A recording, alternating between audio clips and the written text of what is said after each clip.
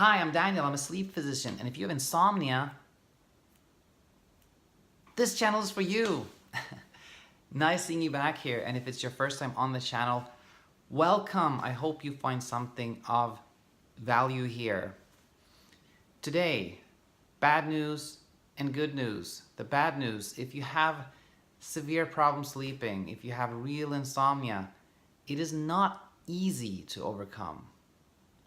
Good news, you have probably not tried the best and most effective way of treating insomnia, particularly if you're new to this channel. That treatment is spelled cognitive behavioral therapy for insomnia. If you have a hard time falling asleep or staying asleep, if you feel that you're just tossing and turning, you don't feel rested, you have insomnia. There's no fancy diagnostic tool necessary. Insomnia simply means that somebody has a hard time sleeping. Now, people with insomnia are often led to believe that there is an easy fix. And that easy fix typically comes, I would say, in three shapes. One is kind of well-meaning at best, and it can be misleading at worst. And that is when people tell you, well, it's your choice. Like you should just go to bed earlier and spend more time in bed and keep a very strict routine, and you will sleep better. Those type of advice are known as sleep hygiene, and they're not effective for insomnia. If you have kind of like no big issues, a bit of trouble sleeping, they may help. And if they do, that's fantastic. And of course, you should keep doing that. But for most people with more significant trouble sleeping, sleep hygiene is not effective. And it can be frustrating when people seem to think that you have made a decision not to sleep well and that you could just easily change that.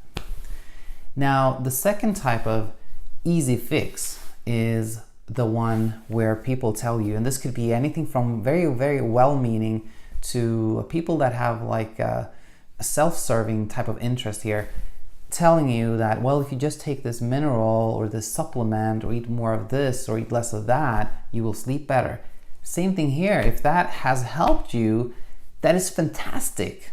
But if you have, significant trouble sleeping, most likely melatonin, valerian, hops, or eating more avocado or something like that is not going to solve your problem.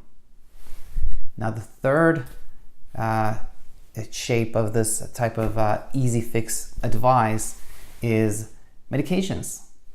And again, there may be people for which medications have helped them for years. That is fantastic. But a lot of times people with insomnia take a medication that is either not helpful or initially helpful, and then after weeks or months, it no longer works. They become immune. They developed tolerance to this medication. And then it is often tempting to say, well, let's just increase the dosage.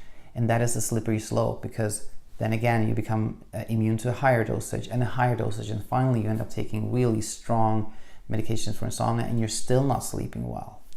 Now, all of this was part of the bad news. Here's the good news. Most people with insomnia have not even heard of the most effective way of treating insomnia, which is cognitive behavioral therapy for insomnia. And it is a mouthful, that those words or that terminology, but it's not very complicated. The first thing you should do, in my humble opinion, and this is general advice, may not be applicable to you, but it may, is spending less time in bed. Maybe you should ask yourself how much you're sleeping right now, and let's say that's 6 hours, then start off there. Start off by going to bed, let's say midnight, and getting up at 6 and spend only 6 hours in bed.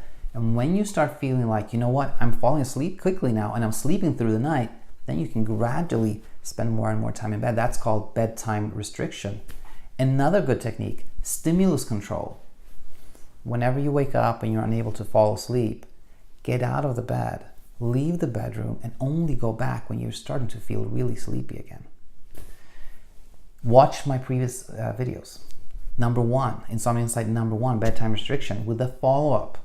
Insomnia Insight 14 as well as 21. Watch number 5, stimulus control. Check out the link in the description here to a very good explainer video on bedtime restriction. If you're still having trouble, or if you just have a question, please reach out. I started this channel. I'm a sleep doctor, and I saw so many people with trouble sleeping in my clinic that had never heard of cognitive behavioral therapy. And again, that's why I started this channel. And if you reach out to me, although I can't give you specific medical advice, I can give you general advice that may be helpful to you and to other people that may have that same problem.